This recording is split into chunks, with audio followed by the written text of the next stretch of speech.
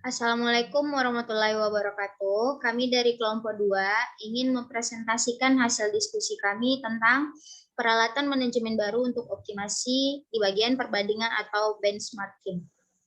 Perkenalkan, saya Mela Permatasari, BP 18121044.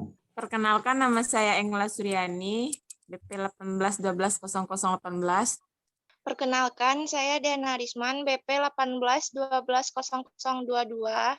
Perkenalkan, saya Genodia Zikrullah, BP 18120025. Fiska Filzah Mulya, BP 18120035. Saya Ilham Ferdian, BP 18120069. Dan saya Keza Sabandio Tanjung, BP 18120076. Selanjutnya kami kembalikan pada moderator. Baiklah, kami akan membacakan hasil diskusi kami yang akan dibacakan oleh Caca. Peralatan manajemen baru untuk optimasi.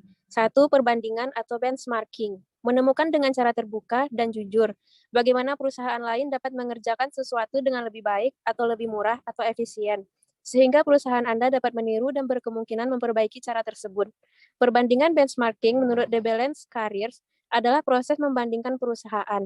Ini dapat berupa perbandingan produk atau aspek internal lainnya dengan kompetitor atau dengan pasar yang lebih luas. Benchmarking dapat diterapkan terhadap produk, proses, fungsi, atau pendekatan apapun dalam bisnis.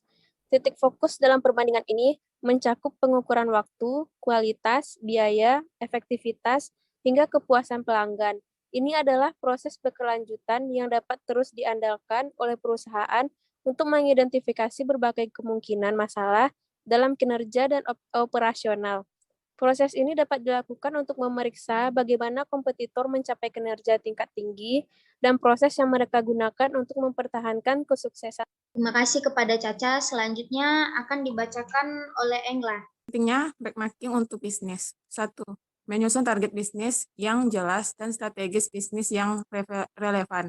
Target bisnis tidak hanya tercantum dalam visi misi perusahaan atau dalam berbagai bentuk evaluasi kinerja karyawan saja. 2. Pengembangan infrastruktur perusahaan. Infrastruktur perusahaan termasuk DTBS hingga standar operasional yang berlaku di perusahaan. 3. Memberikan motivasi kerja. Memahami hal ini dapat membantu menyusun strategi marketing jumping yang dapat untuk diproduk. Terima kasih kepada Engla. Selanjutnya akan dibacakan oleh Dea. Cara melakukan benchmarking. Yang pertama yaitu analisis proses internal. 2. Tentukan bagaimana proses benchmarking akan dilakukan. 3. Tentukan target kesuksesan. 4. Melakukan riset dan kumpulkan data sebanyaknya. 5. Aplikasikan semuanya.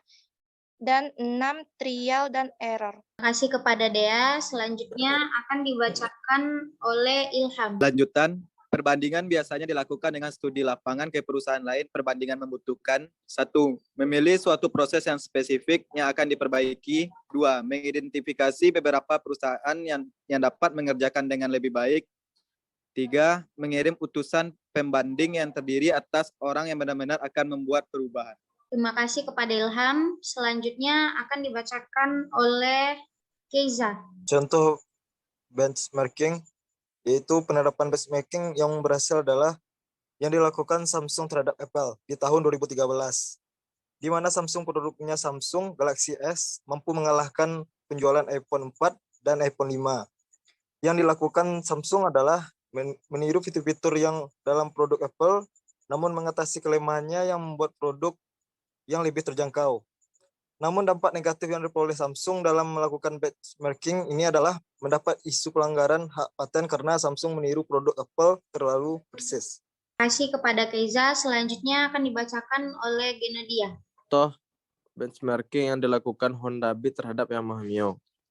Yamaha Mio adalah pelopor motor jenis Matic di Indonesia, mulanya diperuntukkan untuk wanita. Karena produk yang sangat populer disertai permintaan yang sangat tinggi.